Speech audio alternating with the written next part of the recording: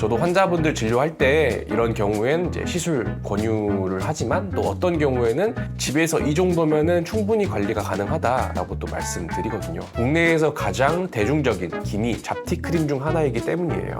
약국에서 쉽게 구할 수 있고 하이드로키논 4% 성분의 함유로 효과가 좀 잘 알려져 있어요. 근데 이제 한 가지 단점이라고 하면 가격이 조금은 비싸요.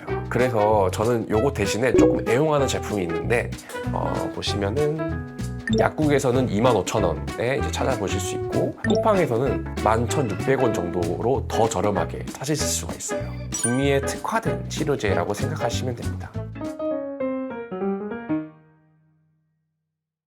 원장님, 저 고민이 있는데 요즘 저희 어머니가 기미 때문에 고민이 되게 많으시더라고요. 솔직히 병원 가서 시술 받으면 마음은 편한데 어떻게 하면 좋을까요? 피디님 혼자 끙끙대지 마시고 저한테 미리 물어보셨어야죠. 요즘은 기미, 흑자 고민하시는 분들이 어머님 세대뿐만이 아니라 20, 30대도 정말 많아요. 직장 생활하면서 스트레스 받고 또 컴퓨터 앞에서 오래 있다 보니까 잡티나 기미, 흑자 이런 게 좀 빨리 올라오거든요. 비싼 시술은 좀 부담스럽고 고민되시는 분들 정말 많더라고요. 저도 환자분들 진료할 때 이런 경우엔 이제 시술 권유를 하지만 또 어떤 경우에는 집에서 이 정도면은 충분히 관리가 가능하다라고 또 말씀드리거든요. 많은 분들이 기미를 꼭 시술만이 답이라고 생각하시는데 집에서 시술 없이 단돈 1만 원 정도로도 완화시키는 방법이 있거든요. 근데 단돈 10,000원으로도 관리가 가능하다고요? 네, 아직 그 많은 분들이 잘 모르시는 것 같아서 오늘은 이제 병원 시술 없이 단돈 1만 원으로 기미와 흑자를 완화시킬 수 있는 방법을 알려드릴게요. 그런데 이 기미와 흑자 같은 색소 병변들은 진단에 따라서 접근 방법이나 치료법이 좀 달라질 수가 있어서 이걸 먼저 좀 확실하게 하고 넘어가는 게 좋은데 일단은 이 색소들에 대해서 제가 좀 알려드릴게요.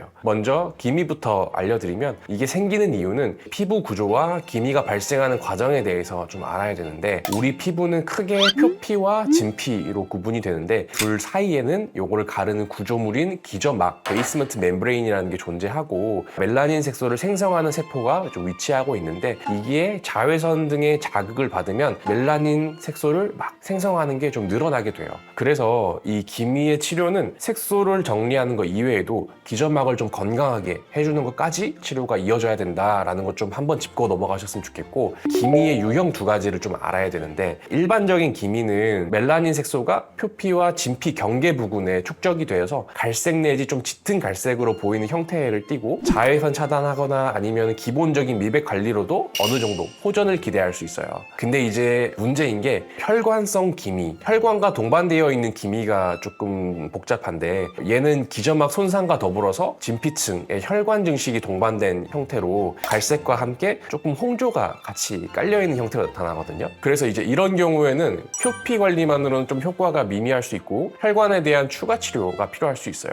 다음으로 알려드리는 색소들은 어떻게 보면 좀 병변의 느낌으로 좀 접근해 볼 수가 있는데 이 색소 병변들을 알려면 색소 침착의 종류와 좀 특징에 대해서 또 알고 넘어가야 되는데 첫 번째로는 제가 흑자에 대해서 알려드릴게요. 흑자는 이제 여러 가지 원인이 있지만 주로는 잦은 햇빛 노출로 인해 발생하는 색소 침착이고 요건 이제 일광 흑자라고 저희가 부르거든요. 자외선에 의해서 장기간 노출될 경우에 표피층에 있는 멜라노사이트가 좀 과도하게 활성화되면서 멜라닌 색소가 국소적으로 좀 축적돼서 나타나는 경향으로 올라오는데 그래서 이 흑자는 얼굴이나 손등, 팔목같이 햇빛이 잘 닿는 부위, 햇빛이 잘 노출되는 부위에 좀 갈색이나 또는 짙은 갈색 반점 형태로 좀 생기게 되고 표면은 조금 매끈하고 대부분 좀 평평한 편으로 생긴다 생각하시면 돼요. 많은 사람들이 이 기미와 흑자를 좀 구분하는데 어려움을 느끼시는데 이 흑자는 기미와 달리 좀 색소의 경계가 좀 비교적 뚜렷하고 주로 표피층에만 색소가 집중되어 있다 이렇게 생각하시면 되고 보통 얼굴 양쪽으로 대칭적으로 나타나는 이제 기미와 달리 흑자는 독립적인 반점 형태로 좀 랜덤하게 불규칙하게 나타나는 경우가 많아요. 가장 중요한 거는 자외선 차단제를 꾸준히 사용하고 일상에서 자외선 노출을 최대한 줄이는 습관을 들여서 흑자가 생기는 것을 예방하는 게 가장 중요하다라고 생각하시면 좋습니다.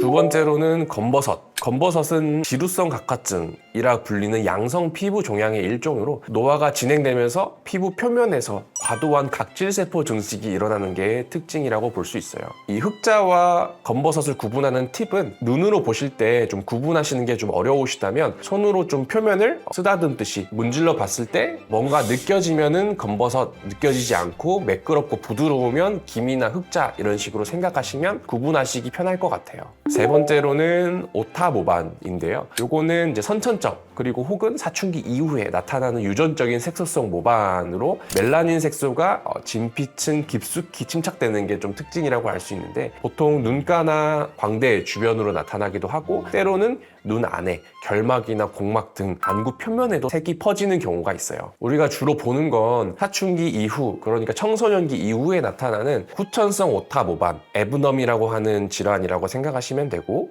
오타모반의 증상이나 형태는 색소가 진피층 깊게 박혀있기 때문에 초기에는 이제 옅은 색으로 시작할 수 있는데 나이가 들면서 점차 색이 진해지거나 부위가 넓어질 수 있다라는 점이 있어요.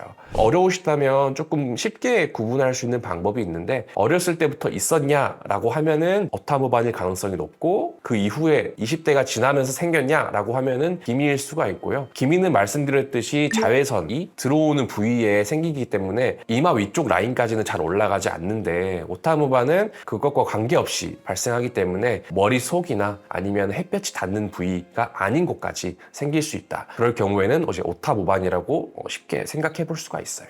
치료법으로는 장기적인 레이저 치료가 있는데 피코레이저나 큐스위치 레이저 등으로 여러 차례 시술이 필요한 경우가 많고 치료 후에도 재발을 하거나 아니면 잔색소가 남아서 완벽하게 치료되지 않는 경우가 있어요. 단순 미백 크림이나 홈케어 제품만으로는 좀 호전이 어려울 수 있는 경우가 있기 때문에 전문적으로 피부과에서 지속적이고 체계적인 접근이 필요할 수 있습니다. 또 여기서 주의사항이 있는데 조기에 치료할수록 완화 효과가 높게 나타나지만 완치까지는 시간과 비용이 좀 많이 소모될 수 있어서 치료를 시작하시기 전에 미리 생각하시고 접근하시면 좋을 것 같아요. 원장님, 근데 피부과를 가면 가장 좋을 것 같은데 금액적으로나 시간적으로 좀 부담되고 제한이 되는 사람들도 있을 텐데 기미나 흑자가 혹시 집에서도 관리가 될까요? 그래서 제가 집에서 할 수 있는 효과적인 홈케어 관리, 크림 등 이런 것들 조금 알려드리려고 하거든요. 근데 이제 그 전에 말씀드렸듯이 진단에 따라서 조금 치료가 달라질 수가 있어서 처음에 내가 이게 기미인지 흑자인지 오타모반인지 잘 모르시겠다 싶으면 일단 홈케어를 시작하시기 전에 병원에 내원하셔서 이게 어떤 병변인지 알고 시작하시는 것도 큰 도움이 될 것 같아요. 첫 번째 홈케어 제품으로는 하이드로퀴논 성분의 크림이 있는데요. 하이드로퀴논은 이제 멜라닌 합성 과정을 방해해서 색소가 과도하게 생성되는 것을 억제함으로써 미백 효과를 나타내게 되는데 요것들 중에는 첫 번째로 도미나 크림이라는 게 있어요. 약국에서 6만 원 정도에 판매를 하고 있는데 이 도미나 크림은 한 번쯤 다 들어보셨을 수도 있는데 그 이유는 국내에서 가장 대중적인 기미 잡티 크림 중 하나이기 때문이에요. 약국에서 쉽게 구할 수 있고 하이드로퀴논 4% 성분의 함유로 효과가 좀 잘 알려져 있어요. 조금만 찾아보시면 아시겠지만 인터넷이나 이런 유튜브 이런 블로그 후기에도 도미나 크림 써봤다라고 하는 후기도 많은 게 그만큼 대중적이기 때문이거든요. 근데 이제 한 가지 단점이라고 하면 가격이 조금은 비싸요. 그래서 저는 요거 대신에 조금 애용하는 제품이 있는데 보시면은 멜라토닌 크림이라고 요거는 조금 이제 도미나 크림보다는 절반 가격 정도이고 약국에서는 25,000원에 이제 찾아보실 수 있고 쿠팡에서는 11,600원 정도로 더 저렴하게 찾으실 수가 있어요. 도미나 크림이랑 달리 이 멜라토닌 크림은 하이드로퀴논은 2% 정도 함유되어 있는데 도미나보다 좀 약하긴 하지만 약국에서 좀 저렴한 가격에 쉽게 구매가 가능하고 도미나 크림이 좀 부담스러우신 분들에게 도미나 크림의 좀 마일드 버전으로 사용해 보실 수가 있어요. 근데 이제 제가 이 하이드로퀴논 제품을 사용하실 때 조금 사용하는 방법이라든지 주의사항을 좀 알려드릴게요. 보통은 2개월에서 3개월 단위로 좀 끊어서 사용을 하는 편이고 저녁에만 바르시는 게 안전한데 그 이유는 하이드로퀴논 제품은 자외선 차단에 조금 민감할 수 있기 때문에 햇빛 노출에 좀 주의해 주셔야 돼서 자외선 차단제 꼭 발라주시면 좋고요. 요거를 저녁이 아닌 낮 시간대에 사용하실 경우에는 자외선에 의해 자극이 좀 심화될 수가 있어서 밤에 사용하시는 것을 주로 권장드리는 편이에요. 근데 너무 좋다고 막 많이 사용하시면 조금 부작용이 생길 수가 있어서 너무 과다하게 사용하면 이소성 갈색증이라는 이제 난치성 색소 침착이 좀 올 수가 있어서 너무 많이 사용하시는 건 조금 피해 주시면 좋고, 피부가 예민해질 수 있어서 각종 자극성 염증이나 홍조를 유발할 수도 있어요. 적정 기간 사용 이후에 피부 상태를 체크하면서 일정 기간 휴지기를 두고 다른 미백 성분의 제품들과 교대해서 사용하시는 것이 바람직합니다. 세 번째로는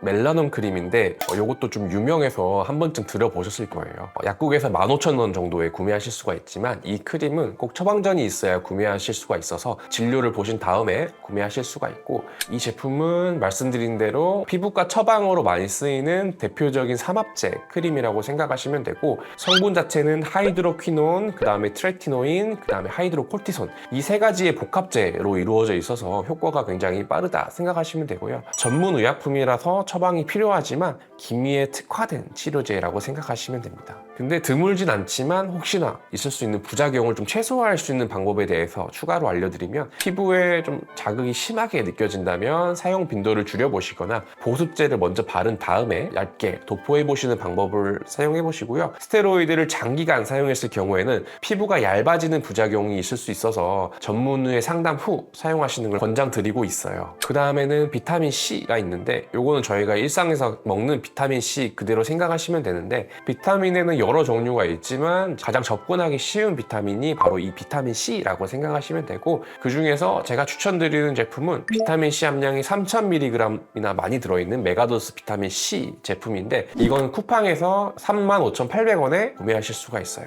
이 비타민 C는 활성산소를 제거해주고 콜라겐 합성에 좀 도움을 주면서 피부 톤업의 핵심 역할까지 해주니까 피부 항산화 및 재생 촉진에 있어서 굉장한 도움이 되고, 다른 기능성 크림들과 함께 보조제 형태로 함께 복용하는 개념이고, 단독으로는 기미에 직접적인 효과는 좀 느릴 수 있지만 서포트용으로 사용하시면 좋아요. 그리고 추가로 이 성분이 들어가 있는 제품을 사용하셔도 되는데, 도대체 어떤 성분이냐 많이들 궁금해 하실 건데, 이제 이 하이드로퀴논 성분 이외에도 다른 성분이 들어간 제품을 사용해 주시는 것도 도움이 되는데, 그 성분을 알려드릴게요. 첫 번째로는 이제 비타민 B3 나이아신아마이드, 두 번째는 레티놀, 세 번째로는 아데노신, 네 번째로는 AHA와 BHA, 다섯 번째로는 보습크림, 일반적인 수분크림을 사용하시면 됩니다. 이제 다른 성분들보다 피부 보습이 제일 중요한 이유는 피부 컨디션 유지를 위해서 좀 필수적이기 때문인데요. 피부 장벽이 건강해야 미백과 재생 효과도 높아지기 때문이에요. 그래서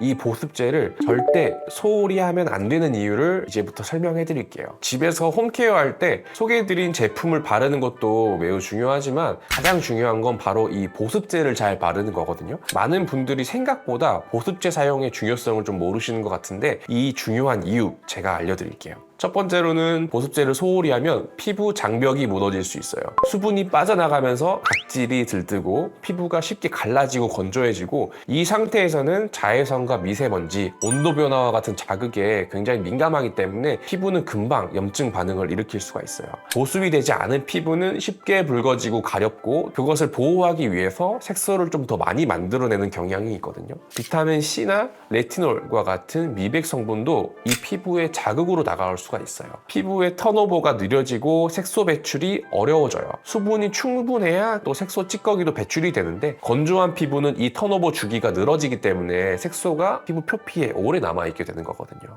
그래서 아침에 가벼운 수분 보습제를 같이 사용해 주시면 좋은데, 무겁고 리치한 제형보다는 좀 흡수가 빠르고 메이크업과도 궁합이 잘 맞는 젤이나 로션 타입의 보습제를 좀 추천드려요.